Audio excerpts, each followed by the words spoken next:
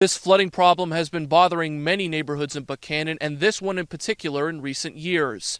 With the spring season coming and more rain possibly coming, residents in the community do not want to have to drive through any more hazards. After the first time you guys was down here, they really jumped on it. And so they come down and they brought the big water pump down here twice. What we have right now is an inflatable rubber steel bottom hauled rescue boat. It operates with a 50 horsepower outboard motor, and it's very maneuverable, designed to handle the swiftwater kind of operations. And you can help the relief efforts with your fellow Fairmont citizens by donating here at the Public Safety Building. Now, the department told me the main things that they're looking for is one bottled water along with toiletries and various tools. Keeping you connected in Fairmont, Dante Centofanti, 5 News. Atticus, making football safe has been a priority on every level in recent years, and here in West Virginia, politicians are doing their part. Monday, Republican State Senator Mike Stewart introduced the Cohen-Craddock Student Athlete Safety Act in Senate Bill 585. I sat down with Senator Stewart to discuss what this legislation means for keeping young football players out of harm's way. Many young men look forward to suiting up on the gridiron in the fall, and in Boone County, West Virginia, Cohen-Craddock was one of those young men. Last summer, his life came to a tragic end after sustaining an injury at practice. A West Virginia state senator is following through on a promise he made in September and introduced the Cohen-Craddock Student Athlete Safety Act following the passing of Craddock in August of 2024. We have the ability and a chance to make a big difference, not only for Cohen-Craddock or Cohen-Craddock's family, but for kids similarly situated across the country. This is a smart bill.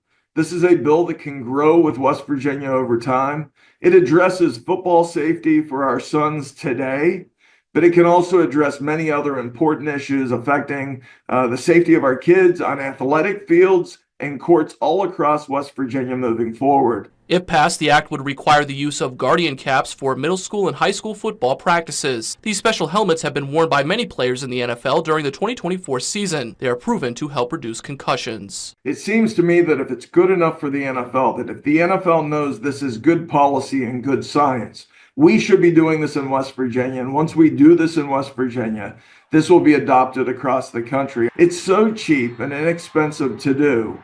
That I can tell you this, that those sons that are on these football fields later are going to be glad they had these head protective pieces over their helmets to protect them moving forward. This legislation will go from the Judiciary Committee to the Finance Committee and later to the Senate floor in Charleston for a vote.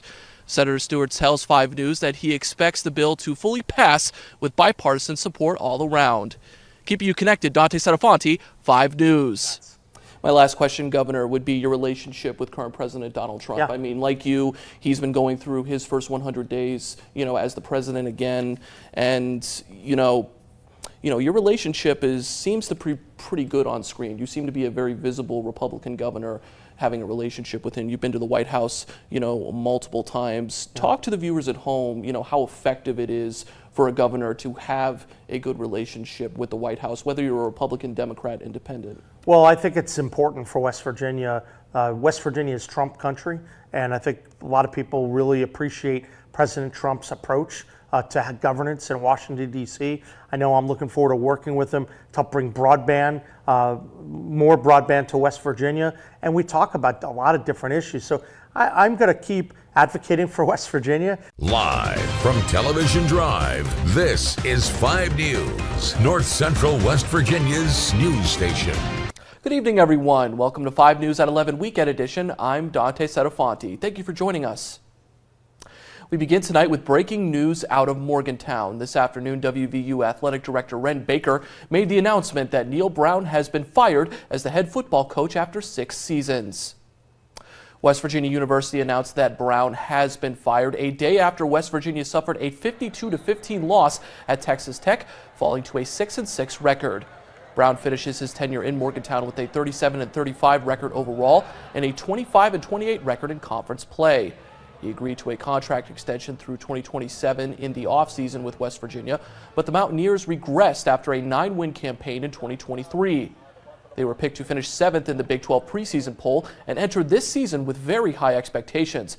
But after losses early in the season to rivals Penn State and Pitt, along with back-to-back primetime losses to Iowa State and Kansas State, Wren Baker felt it was time to go in a new direction. Brown's buyout clause noted that he would be owed 75% of his remaining salary, near $9.7 million. WVU Athletic Director Wren Baker released a statement this afternoon. He said, quote, "Coach Brown is a great person and he has served as a tremendous ambassador for West Virginia University. He led our storied program with class and integrity and always put in the hard work necessary to allow for success. We are grateful to Neil, his wife Brooke, and their children for their contributions to our university, community, and state, and we wish them the very best in their next endeavor." We will keep our focus on the young, incredible men in our program and preparing for our bowl game. Our national search for WVU's 36 head football coach is already underway. I am confident that with the strong alignment among the university leadership, our passionate supporters, our proud history, and our willingness to invest, we will have an outstanding pool of candidates. The Mountaineers only had 2 seasons under 500 under Brown, the COVID year in 2020 and last year. Baker did not announce who will be the interim coach for WVU during the upcoming bowl game. Cam Murray joins us now with reaction from Mountaineer players. Yeah, Atticus, we're here in downtown Clarksburg as 44 of 65 precincts have reported across Harrison County. Let's get into some of the very close races here. We look at the assessor race. Alan R. Faree is currently leading Democratic candidate Rocky Romano by 5,852 votes to 5,446 votes. But one of the big elections in this county tonight is the excess levy. 7,950 have voted for this BOE excess levy, and 2,990 are against it. It's too early to call whether that race is over or not, but it's looking like the levy will pass. And the House of Delegates 70th race, Mickey Petito is currently leading Shannon R. Welsh, 1,432 votes to 1,134.